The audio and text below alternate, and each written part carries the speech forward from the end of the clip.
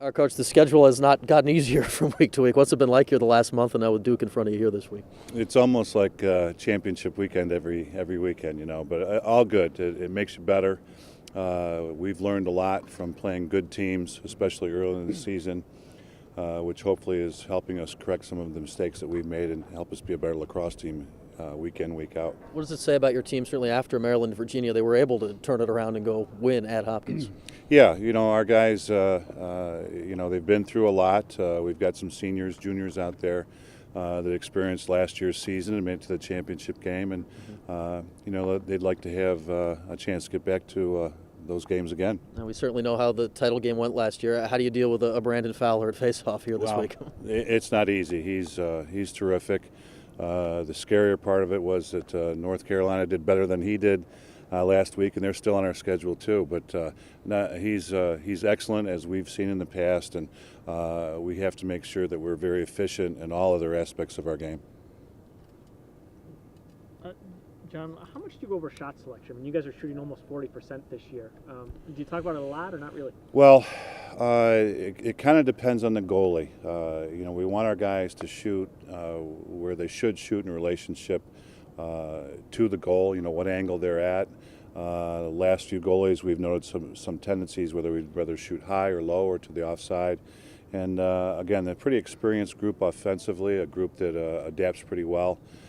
So when we tell them, these are the tendencies, they're pretty good at finding the weakness and putting the ball where it should go. John, I'm almost embarrassed to ask you. I don't even ask to talk to Chris anymore because I feel so bad. But is it time? I mean, is it time for you to try someone else? We look at that weekly. We expected him to do a little better in some of the games that we've seen.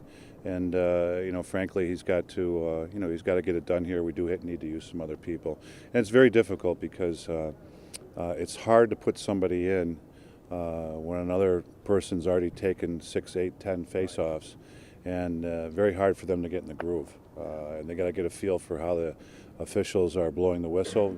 They've been very inconsistent this year. Some are quick, some are fast, some hold the guys, some have tendencies to look at the stick or where the hands are on the stick and calling violations. So we've seen quite a bit. But bottom line is we have to do better than what we've been doing. And what can you do? Obviously, you're working on your clearing and your riding game, because I think, again, we talked about this. You overcame it last year by the caused turnovers, by forcing, by negating that a little bit. Now you've basically created more turnovers. Hopkins was a lot better, obviously, but you've created more turnovers than your opponent, so that has to exacerbate that situation, I would think. When you say that they've had more turnovers than we have? I think you have 73 and your opponents have 70, so I think you were like... Yeah, that doesn't help our formula. That's what I'm saying. Yeah. No, it doesn't. And but I look at a lot of that, and I'm saying some of it's in clearing situations, in open field situations, and we haven't had that. Last week was basically the first week, and I think you're going to see us improve on that every week as we go along and have a full field.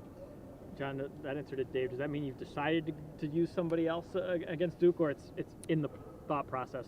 It's in the thought process. We have, that's been a difficult thing for us because it seems that, every week that we've had somebody else maybe do a little better than the other guy, and there's, 3 other guys, pretty much in that running right now.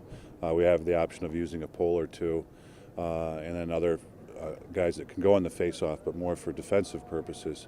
So we just haven't, Chris has been the only one that consistently has been the best of the 4, which makes it difficult. And then we watch the film, and he's so close on the film. I mean, there's 4 or 5, 6 face-offs that we've seen every week in the film where he gets down on the ball first, he has it, and we just haven't been able to come up with it as much as we'd like to.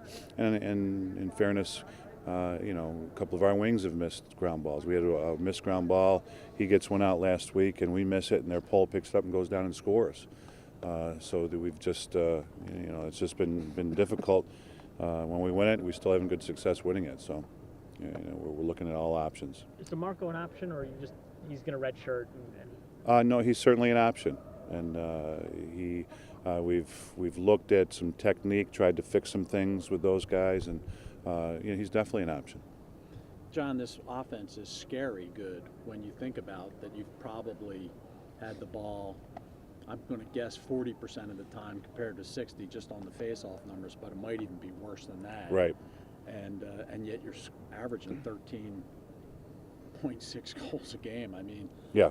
You level that out, and this team, it's like you could be scoring 15, 16 goals a game with just an even time of possession. Sure, and not only that, but against the kind of teams that we're playing against, that's even more alarming. So that has to be a little frustrating for you. It's very I would think. frustrating, yeah, because we know what we can do. I think last week against Hopkins we were 52% again, so that's over every other time we touch the ball we've scored. And you know, you throw in a couple of the clearing situations and a couple of face-off possessions. Those possessions are huge for us. But on the other hand, we've been forced to be efficient there. We have to if we're going to compete in these games.